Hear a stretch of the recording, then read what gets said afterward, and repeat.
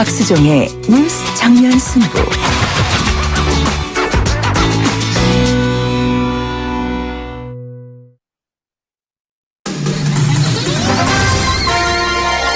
정면 스포츠.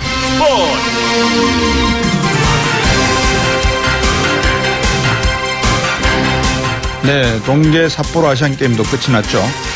한번 정리를 해볼 필요가 있을 것 같습니다. 스포츠계에 어떤 일이 있었는지 이 스포츠 정면 승부 중앙일보 박민 기자입니다. 안녕하세요. 네, 안녕하세요. 이 최다빈 선수가 지금 주말 내내 포털 사이트 실시간 검색어에 올라와 있거든요. 네, 최다빈 선수는 17살 피겨 스케이팅 선수고요.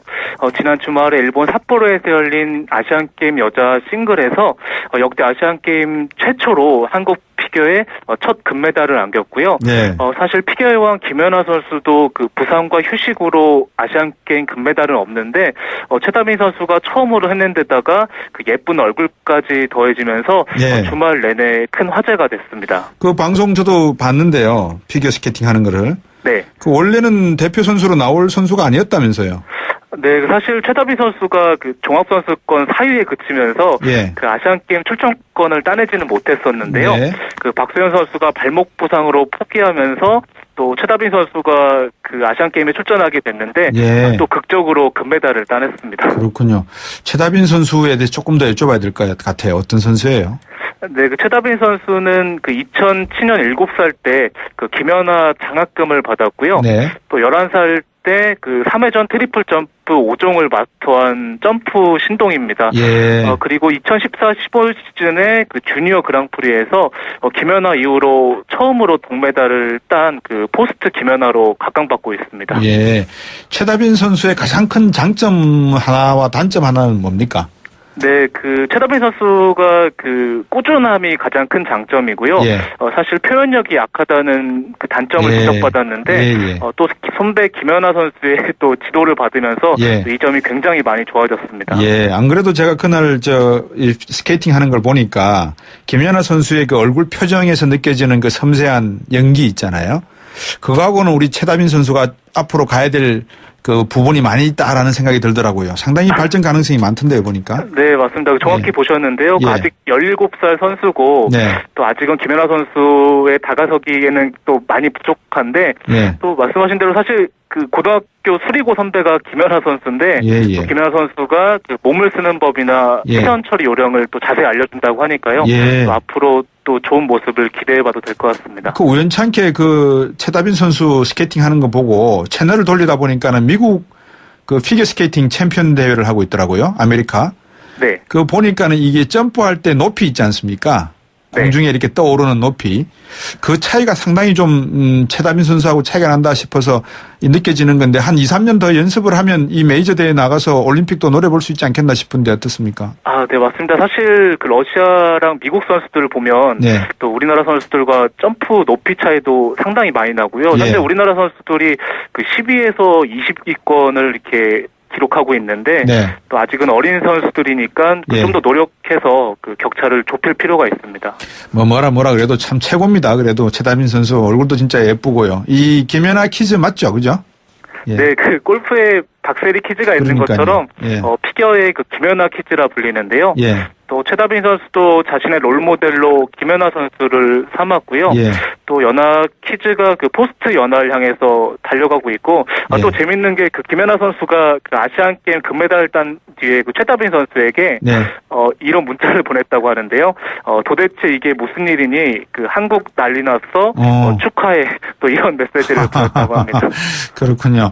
저는 경기를 다 보면서 김연아 선수가 이 스케이팅을 할 때는 실수하면 안 되는데 조마조마했는데 최다빈 선수는 그런 마음 없이 편하게 봤거든요. 이 점프는 정말 실수 없이 잘하더라고요. 보니까 네. 마지막에 한번 트리플 루프인가 그거 잠깐 실수를 하던데 네. 결점이 없이 그렇게 평가를 받더라고요. 보니까.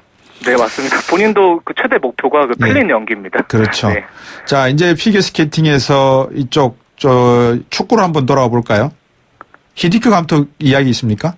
네, 잉글랜드 프로축구 레스터시티가 예. 차기 사령탑에 히딩크를 고려하고 있다고 영국 신문 텔레그래프가 보도했는데요. 예. 만년 하위팀이었던 레스터시티는 지난 시즌에 133년 만에 우승을 이끌었던 라니에리 감독이 네. 올 시즌에 17위에 그친 진짜 최근에 경질했고요. 예. 또 임시사령탑의 히딩크를 염두에 두고 있습니다. 네. 올해 이분 연세가 어떻게 됩니까? 히딩크 감독이. 네, 우리나라 나이로 71살이고요. 오유. 나이가 또 많이 드셨지만 요즘에도 유럽 프로축구도 보러 다니면서 여전히 정정합니다. 예, 아니 저는 깜짝 놀란 게 71세인데도 그렇게 정정하신 거 보니까 앞으로 한 10년은 더 하실 수 있을 것 같아서 감독 생활을. 네. 유현진 선수가 재활이 좀 순조롭게 진행된 중이라는 뉴스가 있네요.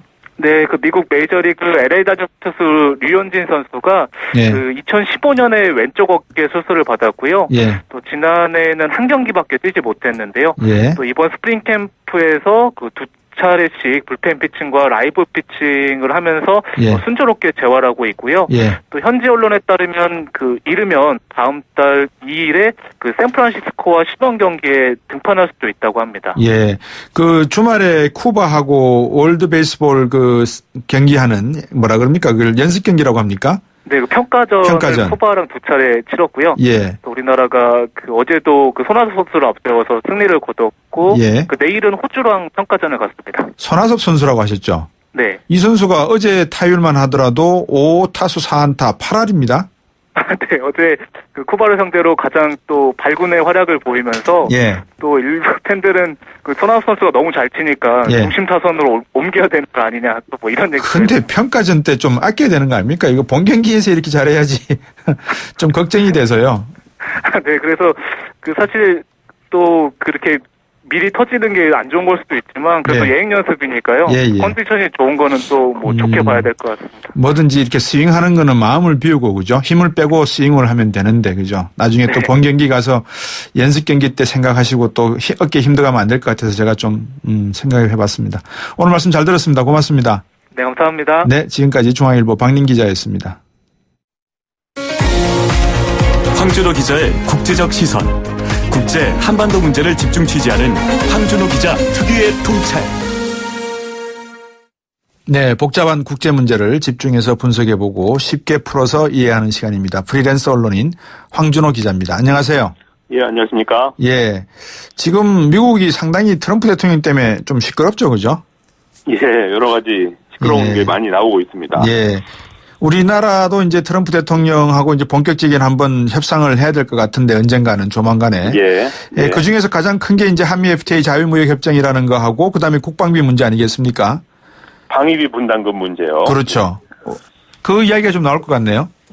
예, 미국에서 이제 예산안 시즌이 점점 다가오고 있습니다. 미국의 경우는 회계 연도가 9월 30일 날 끝나죠. 예, 그렇습니다. 그래서 10월 1일 날 시작하는데 이제 사전 작업을 하기 때문에 트럼프 새 정부가 예산을 어떻게 끌고 나갈지 이런 것들에 대한 보도가 하나둘씩 나오고 있습니다. 미국은 의회가 독자적인 예산 편성권을 갖고 있고 연방 정부의 경우는 초안을 작성하기는 하는데 어떤 법적 구속력이라든지 이런 게 없는 그냥 참고자료 성격이 강합니다. 그렇지만 어쨌든 현재 상하원 모두 여당인 공화당이 장악하고 있기 때문에 트럼프가 예산을 통해서 어떻게 그림을 그려나갈지 밑그림을 그려나갈지가 상당 부분 반영될 가능성이 적지 않은 상황입니다. 황준호 기자가 말씀하신 걸 정리해드리면 우리나라는 예산안을 만드는 권한이 정부 쪽에 있는데 의회는 우리나라 국회는 단지 그거를 심의만 하죠. 근데 미국 쪽은 그 예산안을 만들 권한이 의회 쪽에 있습니다. 그죠? 그렇습니다. 백악관도 물론 예산국이 있습니다만 그냥 대통령의 안을 이렇게 제시만 할 따름이지 결정을 하지 못하는 거고 그죠? 그 중에 이제 하나가 국방비 증액이라는 건데 뉴욕타임스가 정부 고위 관료 4명을 취재해 봤더니 트럼프 대통령이 국방비 지출을 큰 폭으로 늘리는 방안을 추진하고 있다. 이렇게 보도를 했습니다. 특히 트럼프 대통령은 함정 개발이라든지 전투기 개발, 또 특히 핵심 항로나 해상 요충지에 주둔하는 미국 군사력을 강화하라 이런 요구를 한 걸로 알려지고 있습니다. 로이터스 통신이 조금 더 구체적으로 얘기를 했는데 사실 좀 당연한 얘기일 수도 있지만 호르무즈 해협, 페르시아만의 원유 수송로죠. 호르무즈 해협하고 또 중국하고 지금 영유권 싸움을 하고 있는 남중국해 이런 데 있는 미국 군사력을 강화하라 이렇게 지시를 했다고 알려지고 있습니다. 방금 남중국해를 통하는 해협이 말라카 해협인데요. 트럼프 대통령이 미국은 더 이상 경찰 국가의 노릇을 하지 않겠다 그래 놓고도 사실은 주요 원유라든지 이런 셰일가스 수송로만큼은 제대로 보호하겠다 이런 내용이네, 그죠? 그렇습니다. 결과적으로 그 말라카이역 같은 데도 자기네들 수송 그 배도 많이 다니니까 그러니까요. 거기만큼은 핵심 이익으로 잡고 있겠다라는 것 같습니다. 그럼 이제 이렇게 늘리는 쪽, 정부 재정 지출을 늘리는 쪽이 있으면 줄여야 될 부분도 있을 것 같은데요.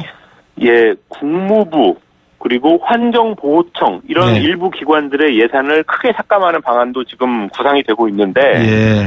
이게 사실 현실화되기는 모르겠지만 국무부 예산 같은 경우는 30%가량 삭감될 수도 있다. 예. 이렇게 로이터 통신이 보도했습니다. 사실 30%면은 그 문을 닫아야 될 정도일 수도 있는데 어쨌든 네.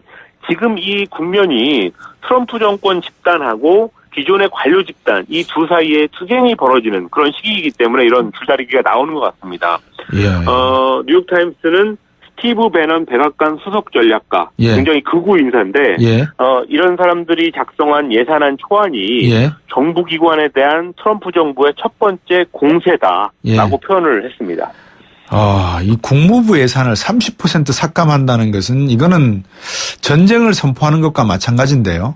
그렇죠. 예. 예. 아니 정말로 그렇게 엄포를 놓고 예. 좀 그 주도권 싸움을 하겠다 이런 의도인 것 같습니다. 예, 이 트럼프 대통령이 아무리 아마추어리즘이 있다 하더라도 예산권만큼은 미 의회가 있으면 미 의회를 존중하는 형태로 가는 것이 공화당으로부터 지지를 받는데도 유리할 건데 전혀 무시하고 가는 것 같네요. 상당히 참 예. 특이한 것 같습니다. LA 현지 시각으로 일요일 저녁에 아카데미 시상식 열렸다면서요, 그죠? 예, 계속 반 트럼프 기류가 시상식 내내 있었는데요. 네. 시상식 진행자였던 코미디언 지미 키멀부터 트럼프를 조롱하는 여러 가지 얘기를 했습니다. 예. 행사가 시작하자마자 트럼프 대통령한테 감사하다. 예. 작년에 오스카상이 인종차별적으로 보였던 것을 기억하느냐. 그게 올해는 사라졌다. 이런 예. 말을 했습니다. 예. 작년하고 재작년 두 해 동안 거의 백인들이 상을 다 독차지를 해가지고 예. 아카데미상도 유색 인종을 차별하냐 이런 논란을 겪었습니다. 예. 그런데 올해 트럼프 대통령 덕에 예. 오히려 어떤 차별 반대의 목소리가를 내는 무대로 아카데미 시상식이 쓰이고 있는 그런 거를 얘기하는 그런 농담이었습니다. 예. 그리고 트럼프가 언론과의 전쟁을 벌이는 부분도 꼬집었는데요. 네. CNN이나 뉴욕타임스, LA타임스, 그 밖에 타임스로 끝나는 매체에서 온 기자들은 나가달라. 예. 우리는 가짜뉴스를 참을 수 없다. 이렇게 트럼프식으로 얘기를 했습니다. 이게 예. 뭐냐면은 백악관에서 CNN, BBC, 뉴욕타임스, LA타임스 이거 정말 주류 언론들인데 네네. 이 주류 언론들을 백악관 비공식 브리핑 자리에 못 오게 한 조치 네. 이걸 비판하는 그런 말이었습니다. 예, 지금 이제 청취자 여러분들께서 이해를 하셔야 될 부분이 이제 크게 보면 두 가지인데요. 하나는 미국 대통령이 역대의 이 언론들과 이렇게 친절하지 못한, 그러니까 불편한 관계를 유지해서 결과가 좋았던 적이 별로 없거든요. 예. 근데 뉴욕타임즈는 벌써 광고 비슷한 영화를 제작하겠다. 트럼프를 이렇게 혐하는 그런 이야기도 나오고 있는 상황이라서 상당히 언론과의 관계가 좀 매끄럽지가 않은 것 같아요. 그죠?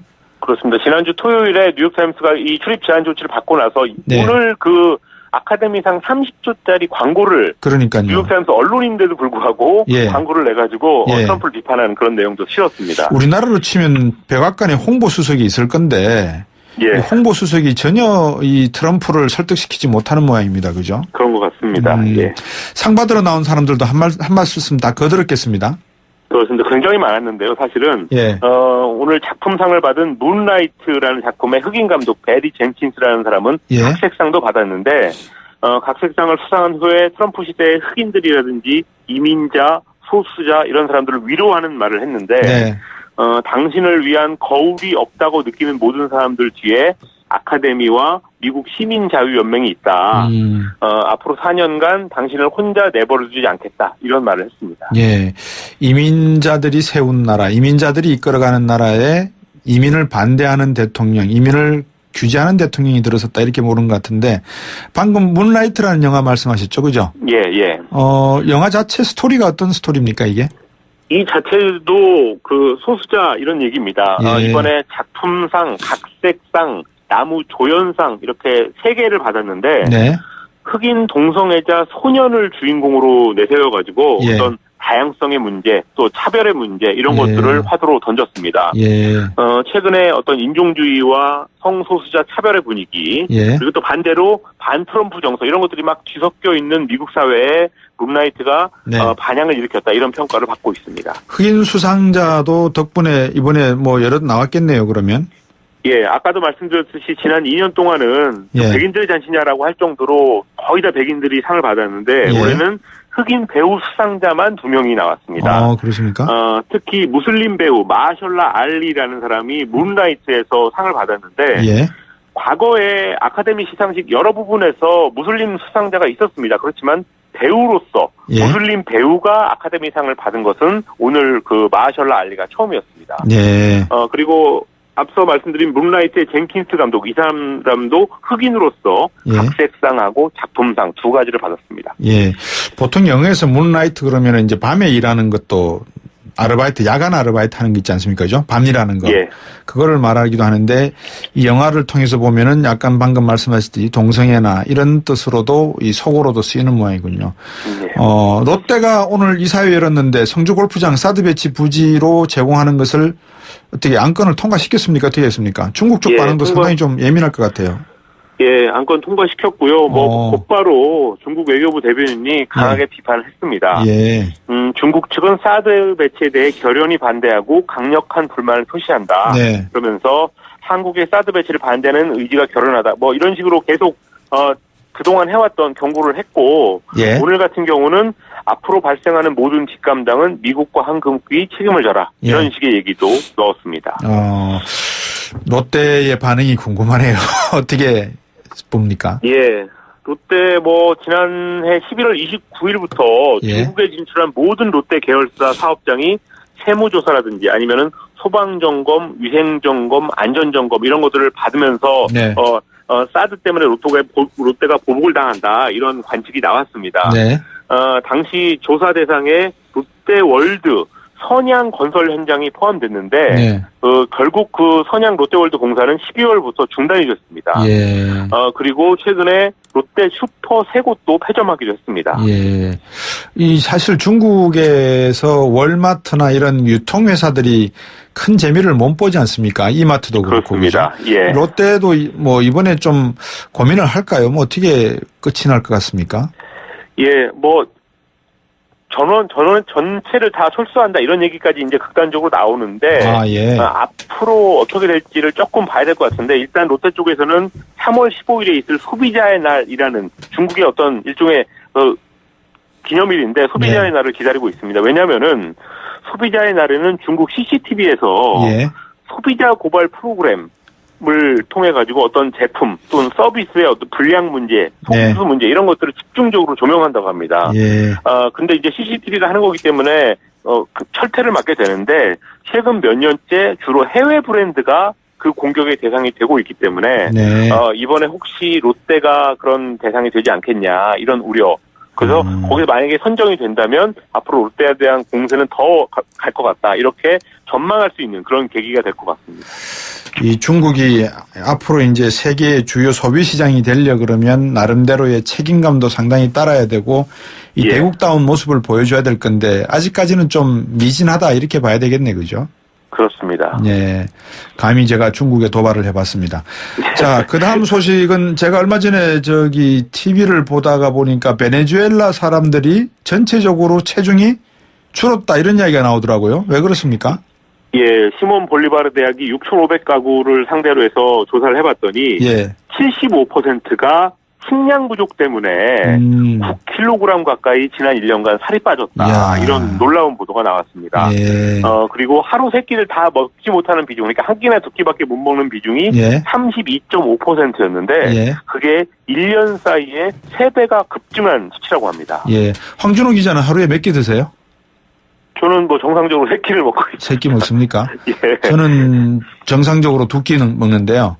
2끼 먹음에도 불구하고 살이 안 빠지는 것은 칼로리를 많이 섭취해서 그렇군요. 그죠?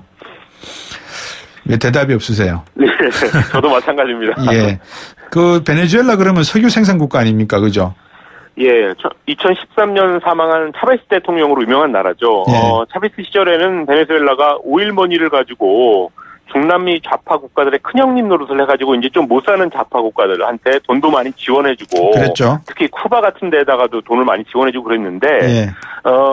차베스가 사망하고 또 2014년부터 유가가 폭락하기 결정적이었습니다. 예, 예, 예. 그리고 이제 정부 정책도 어떤 생산이나 외환 이런 것들을 잘못 통제하고 네. 이런 여러 가지 요인들 때문에 식량은 물론이고 예. 생필품, 의약품 이런 것들도 부족하기 시작해서 이렇게 네. 전 국민이 9kg 빠지는 그런 결과까지 나오게 됐습니다. 차베스가 이렇게 정치적으로 미국에다 대들고 미국과 맞서고 할 때 미국이 민감하게 반응을 했나요? 아니면 그냥 내버려 뒀을까요? 상당히 민감하게 반응했죠. 왜냐면은 앞서도 말씀드렸듯이 그 오일머니를 가지고 중남미 지역을 네. 상당히 많이 포섭하는 힘으로 작용하고 있기 때문에 네. 상당히 신경을 많이 썼고 예. 또 대립도 많이 하고 그랬던 것 같습니다. 정치적으로도 지금 베네수엘라는 상당히 불안한 상태겠네요. 그러면?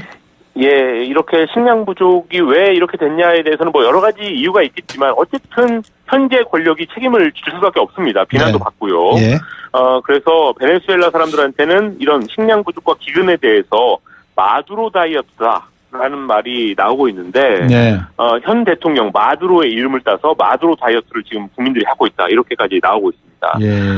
마두로 대통령이 작년에 식량난을 어떻게 좀 해결해 보겠다고 군부에다가 예. 식량을 수입하는 것 그리고 공급하는 것 이런 거에 전권을 맡겼었습니다. 예. 그런데 군 고위 층에서 부정부패를 저질러 가지고 이걸 빼먹거나 뭐 이렇게 해가지고 이런 결과 현재 이런 상태가 되는데 어쨌든 국민들의 저항 앞으로 좀 더 강해지지 않을까 이런 예상이 나오고 있습니다. 베네수엘라의 역사 속에 국민들이 이 군부에 맞서서 싸운 적이 있었나요? 과거에 그 시몬 발리바르가 예. 그런 거 일종이었고요. 예. 그리고 80년대에도 있었던 걸로 제가 기억하는데. 예. 그렇군요. 석유 가격이 상당히 높았을 때는 별 문제가 없었는데 예. 석유 가격이 폭락하고 난 다음부터는 경제뿐만 아니라 국민 전체가 고통을 받고 있는 모습이군요. 뭐든지 있을 때 잘 대비해야 되겠습니다. 그죠? 예. 네. 오늘 말씀 잘 들었습니다. 고맙습니다. 예, 감사합니다. 네, 지금까지 프리랜서 언론인 황준호 기자였습니다. 다 알아 기계장터 알아? 당연하지. 산업기계 직거래 사이트. 인터넷 뉴스 산업일보도? 그럼 산업인과 소통하는 산업 전문 미디어잖아. 대한민국 산업정보 한 곳에서 만나세요. 산업 다 알아. 고객님 사랑합니다. 배우 박서연이에요. 제가 뭘 잘 잊는 걸로 소문나 있잖아요. 근데 딱 한 가지 안 잊어먹는 게 있답니다. 대리운전 번호 2588 말이죠. 2588은 안 되는 노래까지 되더라고요. 좌우로 정렬 2588 여자들에게 소중한 가방. 가방 볼 때 뭘 제일 먼저 보세요? 합리적인 가격? 실용성? 품질? 디자인? 무엇 하나 놓칠 순 없겠죠? 그래서 전 벨라보르사를 들어요. 당신의 품격에 어울리는 아름다운 가방 벨라보르사. 벨라보르사. 포토라인이 아닙니다. 포토존 탈취장치 19년 오직 한 길. 포토존 탈취장치 명품만을 고집해온 센텍. 대표이사 권용석입니다. 하수관 악취, 공장 유해 악취 이제 포토존에 맡겨주세요. 대표이사가 보증합니다. 센텍 센데 1544-8785.